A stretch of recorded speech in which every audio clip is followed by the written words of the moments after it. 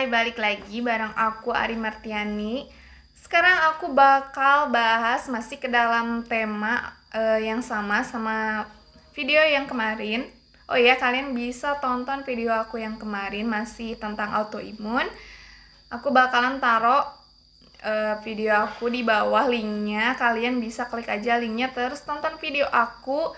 Terus klik like and jangan lupa share, terus subscribe channel aku. Oh iya, terus aku bener-bener mohon maaf dengan sangat kalau misalnya ada suara-suara yang mengganggu kuping kalian ya, karena di sebelah ruangan aku itu adalah ruangan tempat rekreasi mungkin ya bisa disebut ya, pokoknya ada unggas apa ya itu teh namanya, kalau di aku soang ya namanya, oh iya preman kampung lah pokoknya itu. Nah di sebelah ruangan aku itu ada tempat bermainnya mereka, jadi emang suaranya kedengeran banget nih, mohon maaf. Pokoknya anggap aja itu backsoundnya aja kali ya. Oke, lanjut. Aku sekarang bakalan bahas tentang apa ya, tentang pengobatan, tentang pengalaman kali ya. Walaupun emang sekarang aku belum remisi. Kalian tahu lah ya remisi itu apa. Kalau yang udah nonton video aku, kalian bakal tahu remisi itu apa. Pokoknya aku nggak akan ada alasan buat share ke kalian, buat cerita gimana aku pas awal kena autoimun. Simak terus. Kayaknya aku udah sekitar 3 tahun sebagai penyintas autoimun. Kira-kira dari 2017 sampai sekarang 2020 aku masih pengobatan, masih menjalani hari-hari dengan autoimun. Awal aku kena autoimun emang gejalanya tuh nggak sakit semua sendi kayak sekarang kayak gini. Sekarang juga emang masih ada sih sakit-sakit sendinya, tapi apa ya, udah lumayan, udah nggak terlalu sakit, udah mendingan setelah pengobatan itu. Nah pas awalnya aku pegal-pegal, pokoknya pegal banget, sedih-sedih aku kayak pengen namanya apa ya, pokoknya pengen pletek-pletekin gini gitu loh, pengen pletek-pletek gitu, apa sih namanya ya, pokoknya gitu deh. Soalnya itu tuh pegal banget jari-jari aku, terus sendi-sendinya pokoknya pegal banget. Awalnya sih aku ngira itu bukan, ya aku nggak tahu gitu autoimun itu ya gejalanya kayak gimana. Ya aku tahu cuman mungkin dari SMA aja tuh bahwa autoimun itu definisinya ini gitu. Udah gitu doang gitu, dari SMA emang ada, cuman nggak tahu gitu autoimun itu sebenarnya kayak gimana. Pokoknya aku tuh awam banget deh soal itu gitu. Nah terus nggak kunjung sembuh. Soalnya aku ngira sih itu cuman kayak kecapean aja kali. Soalnya aku dulu emang bener-bener orangnya tuh bisa dibilang aktif lah ya. Soalnya aku suka olahraga tuh, aku suka mau bola voli, mau badminton. Pokoknya teman-teman aku kalau misalnya ngajak aku selalu bilang hayu pokoknya. Ya aku waktu itu emang ini mungkin kecapean aja kali, badan aku jadi pegal-pegal, terus juga kayak mudah capek gitu. Nah tapi kayak udah sebulan itu tuh emang makin parah pegel-pegelnya, dan suatu ketika aku bangun pagi, salah satu sendi sikut kalau gak salah itu malah kaku banget, sakit. Aku juga bingung, sakitnya tuh emang benar-benar kayak kaku aja gitu. Nah dari situ pun aku masih cuek aja, oh ini mungkin masih butuh istirahat gitu. Terus aku apa ya, masih cuek aja. Sebenarnya aku juga nggak tinggal diam sih, aku kontrol ke dokter. Aku juga ada dokter pribadi, tapi itu kayaknya masih dokter umum sih kayaknya. Nah, sebelum kena autoimun, aku punya alergi. Alerginya itu yang timbul tuh kayak apa ya? Bentol-bentol gitu. Biduran kalau bahasa awamnya tuh. Nah, kalau misalnya aku makan seafood atau misalkan kedinginan, aku bidurannya muncul. Nah, dari situ aku juga suka kontrol ke dokter pribadi gitu. Aku juga biasa sih minum obat kayak gitu. Cuman ya karena emang gatel, jadi minum obat tuh nggak kerasa aja gitu, kayak minum obat tapi masih aja tetap gatel gitu. Nah, abis itu masih suka biduran. Aku mengalami gejala autoimun itu yang pegal-pegal. Nah, terus aku cuek sih, nggak ngomong gitu. Nah, mungkin itu salah dari aku. Pas waktu aku apa suka kontrol yang biduran itu, kayak ya udah ini mungkin kecapean, aku sih ngiranya kayak gitu, tapi emang makin hari makin parah. Akhirnya aku konsul juga sama dokter pribadi aku ceritain kayak gitu, terus sakit sendi, tapi itu belum semuanya sih sakit sendinya. Tapi dokternya itu bilang, oh mungkin ini emang aku juga punya alergi, ini bisa aja dari alergi. Terus cuman bilang hati-hati aja, makanannya dijaga, pola makannya, pola istirahatnya, katanya cuman gitu doang. Aku belum didiagnosis aku mengidap autoimun. Pokoknya aku ada ke salah satu dokter penyakit dalam. Nah, dari situ aku baru diceritain kayaknya aku kena autoimunnya rheumatoid arthritis. Tapi waktu itu emang nggak diagnosis langsung rheumatoid arthritis. Maksudnya gimana ya, langsung sih gitu rheumatoid arthritis, soalnya emang rheumatoid arthritis itu gejala yang ditimbulkannya itu emang hanya sakit sendi. Karena waktu itu aku di daerah, jadi katanya obat untuk penyakit aku tuh nggak ada gitu, jadi aku harus dirujuk ke Bandung. Waktu itu aku langsung dirujuk ke Bandung, tapi nggak rawat inap sih, rawat jalan gitu. Alhamdulillah aku masih bisa rawat jalan. Terus abis itu barulah aku langsung dirujuk ke spesialis penyakit dalam. Abis dari spesialis penyakit dalam yang di Bandung, aku ke rheumatologi. Di situ emang ada dokter-dokter yang khusus menangani autoimun. Jadi emang itu aku udah tepat sih ke dokter rheumatologi gitu. Abis itu alhamdulillah, tapi nggak langsung enak sih, kayak udah sebulan pun masih ngerasain sakit. Sempet aku juga di aspirasi lutut aku, emang benar-benar bengkak, nggak bengkak banget sih, kata dokter juga nggak bengkak banget, cuman aku benar-benar nggak nyaman banget. Pokoknya nggak pernah sekalipun lutut kiri aku tuh emang bengkak, gak pernah sekalipun kayak ngalamin enak gitu. Bengkak aja udah gitu, dia tuh nggak pernah kecil gitu, nggak pernah apalagi kebentuk semula tuh nggak, pokoknya sakit gitu. Nah, habis itu dokter untuk menyarankan aku aspirasi. Aspirasi itu apa ya? Aspirasi itu pokoknya aku tuh diambil cairan di lutut gitu, kayak emang ada cairannya. Terus habis itu dikasih obat dari suntikan gitu. Nah, itu namanya katanya aspirasi, kata dokternya. Soalnya aku ditanya, "Neng, ini mau aspirasi?" "Aspirasi apa ya, Dok?" gitu.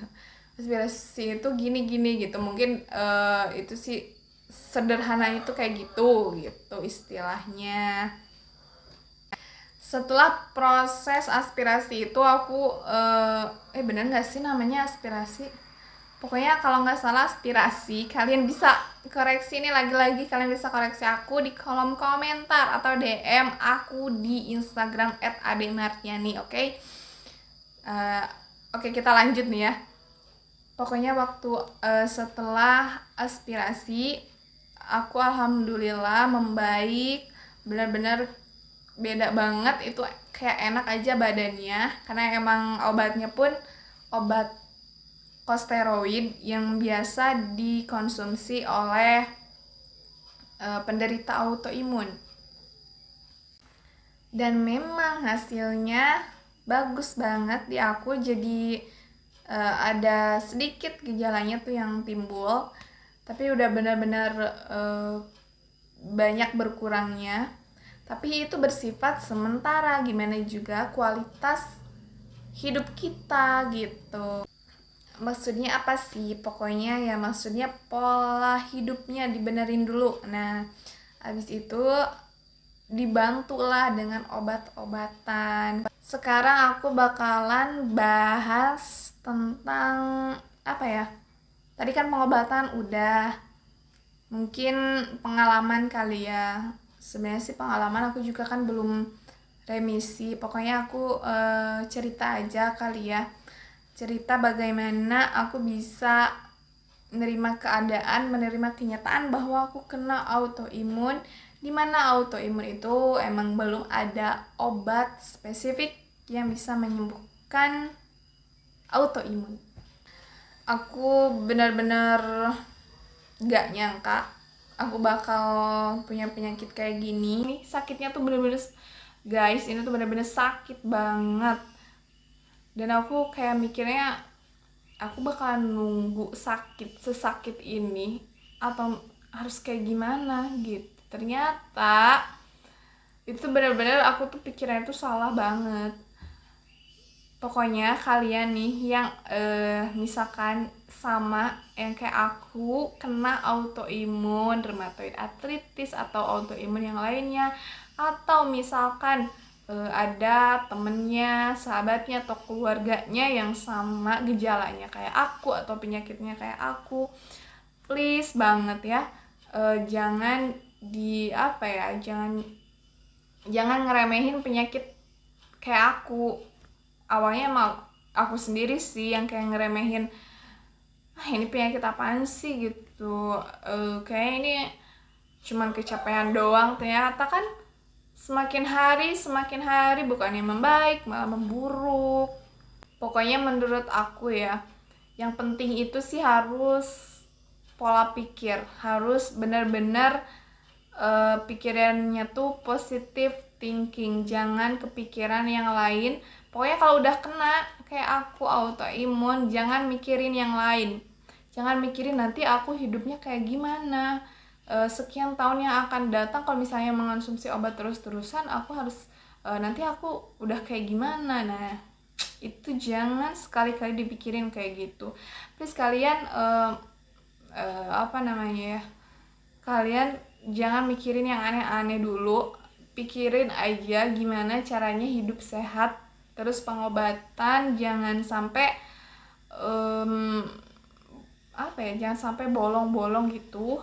Pokoknya saran aku sih ya, kalian kalau misalnya udah kena autoimun kayak aku, harus pengobatannya jangan sampai bolong-bolong juga ya. Kalau pengobatan sih terserah ya, mau ke dokter yang pokoknya ke dokter yang mungkin nyaman menurut kalian gitu ya. Maksudnya ini prosesnya progresnya ini semakin membaik gitu, atau ini progresnya kok gini-gini aja. Kalian juga itu bisa pilih-pilih, terserah kalian. Tapi aku saranin buat langsung ke dokter, jangan sampai nunggu ini penyakit kayaknya biasa aja gitu, ini kayaknya cuman kecapean aja. Jangan kayak gitu.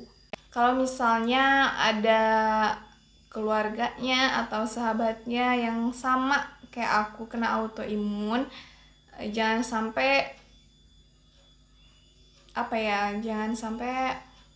kayak ngeremehin gitu.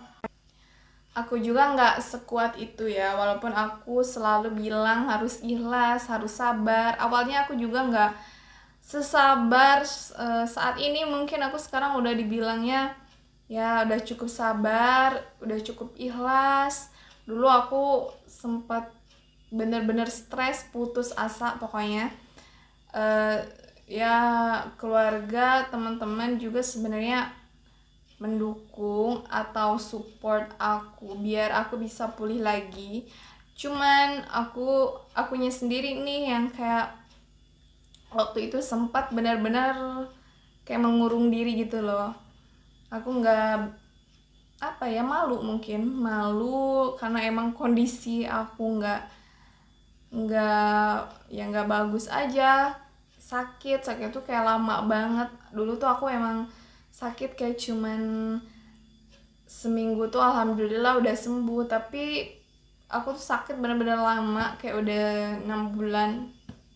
Terus teman-teman aku juga nggak ada yang kontak, maksudnya bukan nggak ada yang kontak, tapi akunya tuh kayak menjauhi mereka. Aku tuh pokoknya nggak pengen mereka tuh tahu aku tuh sakit gitu. Terus pas lama-lama ya kondisi aku membaik, terus aku mulai pengen berinteraksi sama yang lain juga. Aku sempat kayak waktu itu 6 bulan, kayaknya 6 bulan itu aku nggak pegang HP. Terus pas aku buka HP ya bingung dong mau ngapain ya. Oh iya, kabarin aja nih teman-teman gitu. Pokoknya aku udah bener-bener menguatkan hati. Pasti aku juga ditanya sama mereka, sama teman-teman, sama keluarga, bahkan keluarga yang jauh gitu. Kalau misalnya berinteraksi lagi kan pasti ditanya kemana aja sih gitu. Aku sakit, pasti bakalan ada muncul lagi pertanyaan, sakit itu sakit apa? Sakit ini loh, sakit autoimun loh. Autoimun itu apa sih sebenarnya? Gimana aja sih gitu. Aku sudah bener-bener aku tuh udah menguatkan hati gitu. Nah, sebelumnya aku emang benar-benar gak pengen gak pengen teman-teman aku tahu bahwa aku itu sakit aja gitu. Jadi aku seolah-olah menghindar dari mereka, seolah-olah aku nggak kenapa-kenapa gitu. Karena pas awal aku kena autoimun tuh emang benar-benar putus asa banget. Kan tadi aku juga udah bilang, aduh maaf ya nih aku bahasannya tuh kayak bolak-balik gitu, ngawur banget, maaf banget karena ini pengalaman dan ini juga udah lama sih, udah 3 tahun yang lalu. Jadi aku kayak ada sedikit ingat tapi ada lupanya juga, maaf banget pokoknya. Intinya sih kayak gitu. Kalau misalnya mau dijabarin tuh kayaknya gak bakal, sehari tuh gak bakal cukup guys. Pokoknya intinya nih kayak gitu. Oh ya, pokoknya waktu itu aku pas tahu aku kena autoimun, terus aku cari-cari di internet. Tadi aku kayaknya udah bahas ini. Ya pokoknya cari-cari di internet, terus bahasan yang aku baca, artikel-artikel yang aku baca juga kebetulan emang gak ada yang bikin aku termotivasi gitu. Jadi semuanya benar-benar jelek banget gitu. Kayaknya nih udah gue ini kayaknya udah selesai sampai di sini gitu. Ternyata pas dari waktu ke waktu, terus juga lama-lama semakin hari gitu kan udah ke Bandung ya. Udah ke Bandung tuh ternyata ketemu sama para penyintas. Dari situ aku juga mikirnya, oh ternyata aku nggak sendirian gitu. Terus dari situ aku juga ya pokoknya suka bincang-bincang gitu lah. Nah habis dari situ aku ubah pola pikir aku.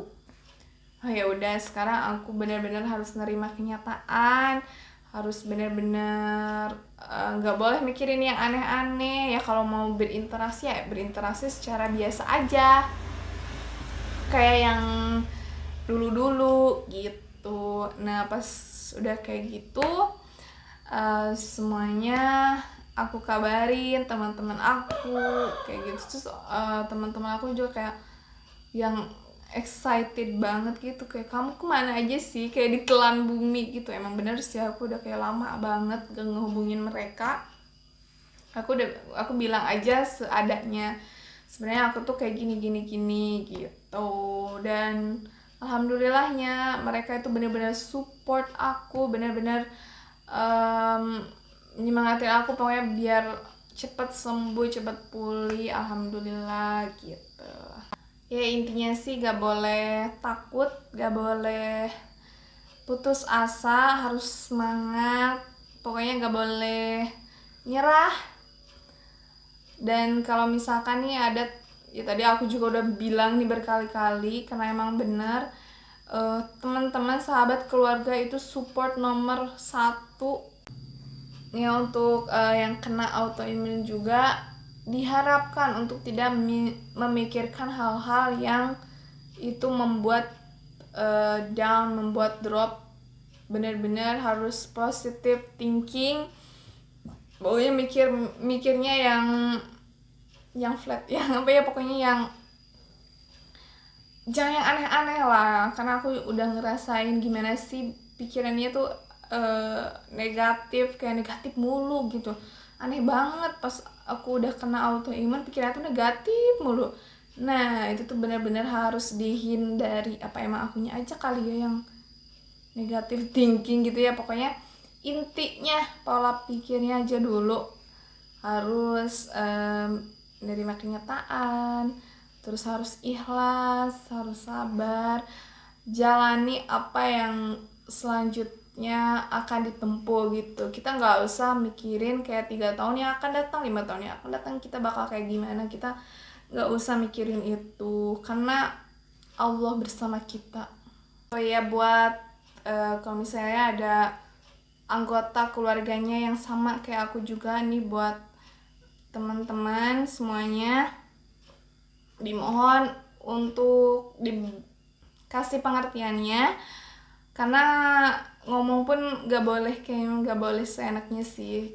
Kayak misalnya untuk autoimun itu kan ya kalau rebahan sepanjang hari tuh kayaknya udah biasa deh. Sementara kan kalau misalnya tinggalnya kan sama orang tua, atau misalkan bahkan sama orang masih saudara gitu, biasanya kan ya kayak ngapain sih rebahan mulu gitu, padahal kan harus banyak banget yang harus dikerjain gitu. Nah sebenarnya itu tuh mau jawab juga kan gak enak, terus pas mau ngerjain pekerjaan rumah tangga, maksudnya kayak ngepel, nyapu pun susah banget karena emang sakit gitu. Itu harus dikasih pengertiannya, please ya. Pokoknya kalau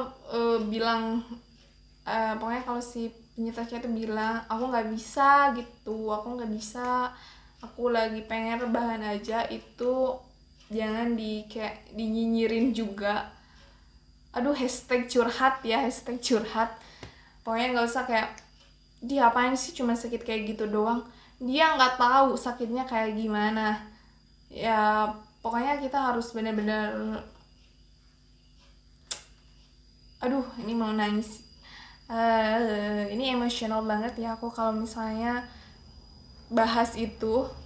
Nah pokoknya intinya tuh kayak gitu, kita harus semangat, kita harus ikhlas. Dan tadi juga ada pesan-pesan pokoknya buat kalian nih yang anggota keluarganya, atau mungkin saudaranya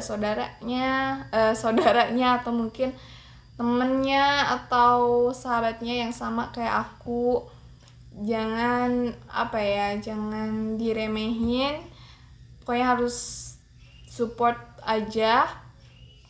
Oke, sepertinya video aku cukup sekian dulu. Nanti aku bakalan balik lagi, mungkin aku bakalan bahas yang lain lagi, karena tadi aku udah panjang lebar, udah sedikit ngawur ya, bukan sedikit lagi, kayaknya ini ngawur banget ceritanya, karena emang ini benar-benar pengalaman aku sih ya. Udah dari lama juga, udah 3 tahun yang lalu, coba ya bayangin ya. Pokoknya semangat terus. Sekian dulu, sampai jumpa. Oh iya, like and subscribe channel aku, jangan lupa. Sekarang aku bener-bener bakalan say goodbye, bye, sampai jumpa.